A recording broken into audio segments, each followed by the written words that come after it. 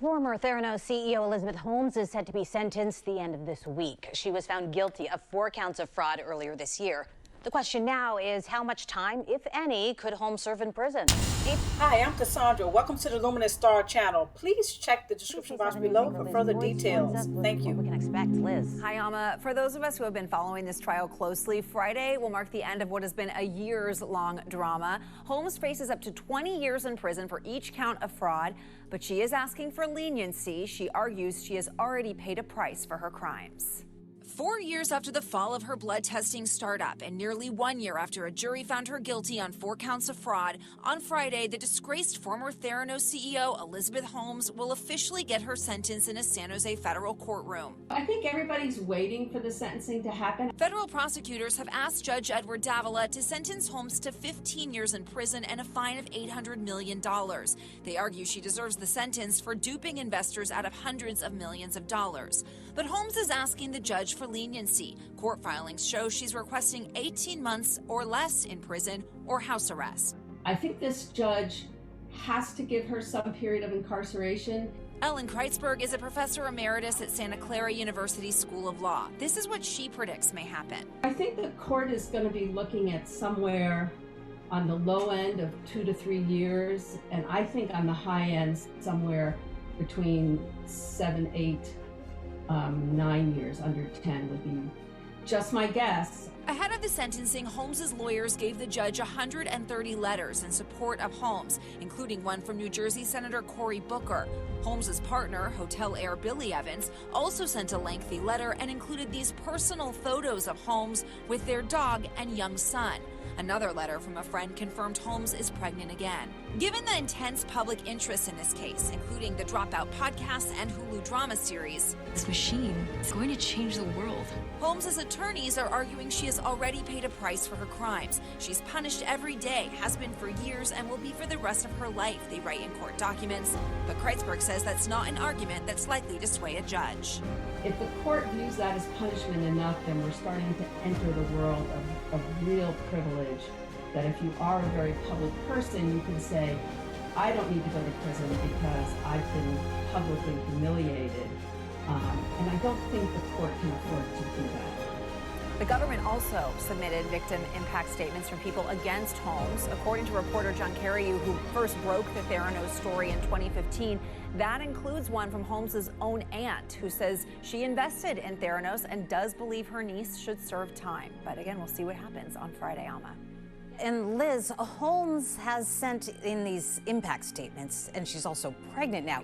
How important will all this be to the judge, and what are some of the factors he could consider? Right. You know, Kreitzberg says she does not believe those letters or the pregnancy will have that much of an impact on the judge, but Holmes' relationship with the former COO of Theranos, Sunny Balwani, could. Holmes had alleged that there was some emotional abuse in that relationship that influenced her actions during that time, so the judge could take that into consideration. We'll see. Stress of abuse is destroying you. If you're in an abusive relationship, this will be very important for you to listen to. If you know someone who's in an abusive relationship, be a good one to share. Your abusive behavior is doing you harm, serious, debilitating harm. Let me give you some trauma facts. Dr. Clark does his research. There is a direct correlation between trauma and physical health conditions. I could give you study after study of this. The trauma causes it, and you're in trauma if you live with an abuser.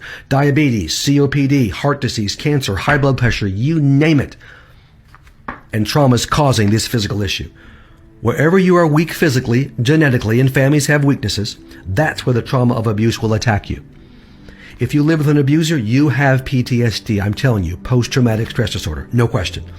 In fact, your PTSD is worse than PTSD that occurs after only one awful traumatic event. Okay, that's bad enough.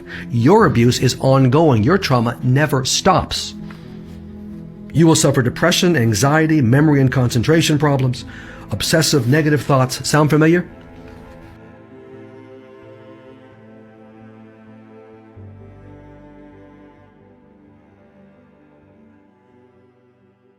Former Theranos CEO Elizabeth Holmes still shows no remorse for committing fraud.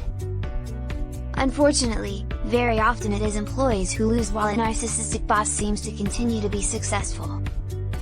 Does 37-year-old billionaire Elizabeth Holmes fit the clinical profile of a boss whose narcissistic personality? Most people who are not intrinsically involved with NPD leaders will only see their larger-than-life persona, their smooth demeanor, and their self-confidence rather than their devastating narcissistic tendencies. In November, Holmes, former Theranos CEO and world's youngest female self-made billionaire, has been found guilty of 3 counts of wire fraud and 1 count of conspiracy. Holmes, who is currently under probation, was sentenced to serve 11 years in prison beginning April 2023, however, based off of court files, she appealed her conviction in early December, arguing that the evidence was insufficient. The blood testing startup Theranos and its founder, Elizabeth Holmes, seemed to be on top of the world back in 2014. Elizabeth, hailed as a genius who styled herself as a female Steve Jobs, dropped out of Stanford when she was 19 years old, to start Theranos in 2003 and grew the health biotech company's value to $9 billion. Holmes seemed to be charming to outsiders and relished praise from press and investors. But behind closed doors, she displayed behavior patterns of a toxic boss who exhibited narcissistic behavior.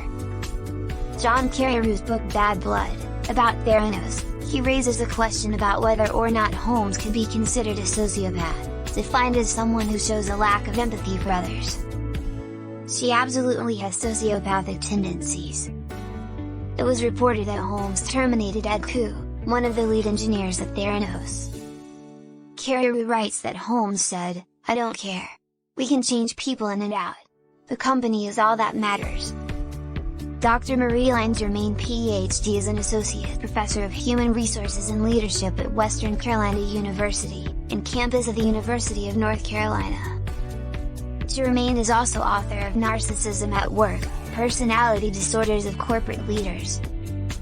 According to Dr. Germain, employees who work with a narcissistic boss tend to report feeling drained, burned out, fearful, annoyed, and fearful. These behaviors can have a devastating effect on those who work with them, emotionally and physically, and when a boss constantly beats you down emotionally, it can impact your self-confidence, regardless of your status, title, or wealth, she adds. Without knowing Elizabeth Holmes' personality, one cannot say for certain if she is a narcissist.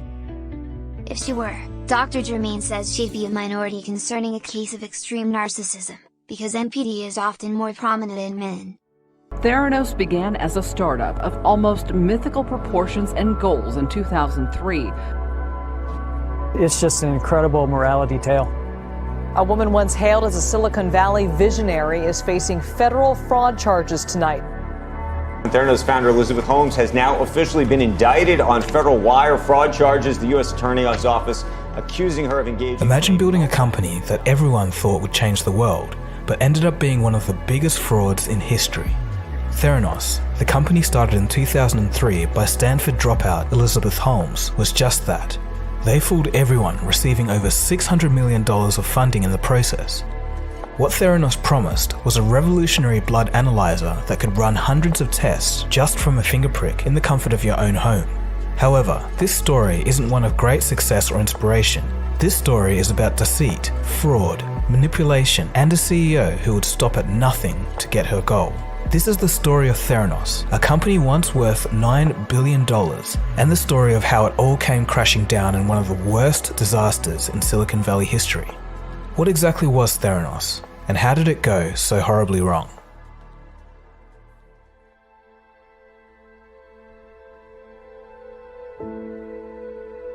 Elizabeth Holmes was born to a well-connected family with a rich history. From a young age, Elizabeth knew what she wanted in life, to be a billionaire. At age 18, she went on a Stanford-run tour of China, where she met a man 20 years her senior called Sunny. Sunny immigrated from Pakistan and had some success in the dot-com boom of 1999, pocketing $40 million in the process. He had what she wanted, money and the status of a successful entrepreneur. Sunny would later play a big role in Elizabeth's company. During another trip to Asia, Elizabeth witnessed the SARS outbreak. From that point, she came home determined to change the world.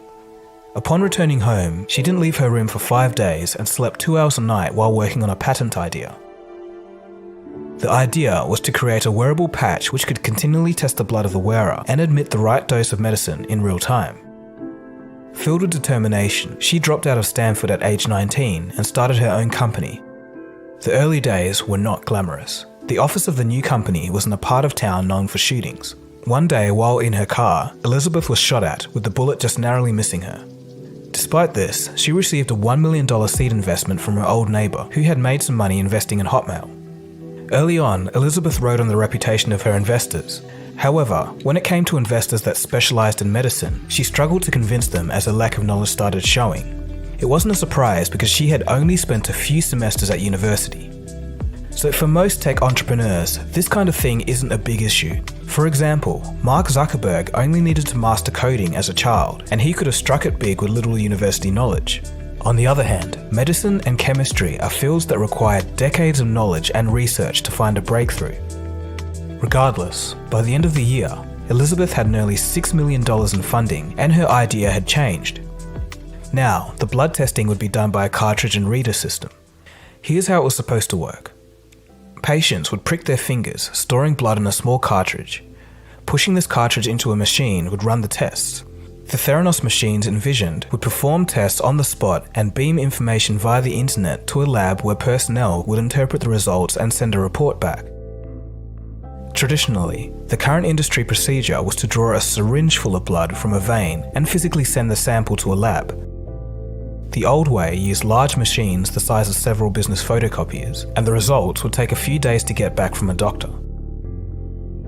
Theranos would try to scale down the components of these massive machines to fit into a box the size of a personal computer. Theranos was going to make this process faster, more comfortable, and completely bypass the need for a doctor. In this particular medical field, there are many components that are used to test blood, each of which performs a different type of test. For example, one test shoots a beam of light into the sample blood and measures the light reflected, while other tests require chemical reactions. Now this is the big lie and the problem with Theranos. There were several issues that made the Theranos machines nearly impossible. Firstly, the components would interfere with each other when placed in close proximity due to a magnitude of problems including heat, light, and electrical activity. Next, to have sufficient volume of test samples from only a pinprick on a finger, the drops of blood had to be diluted. Over-diluted samples gave inaccurate results and was outside the detection capability of the hardware. So in short, for the technology to be possible, Theranos had to make major breakthroughs on all fronts of blood analysis. They had to do all of this while only reporting to Elizabeth, who didn't really have the knowledge.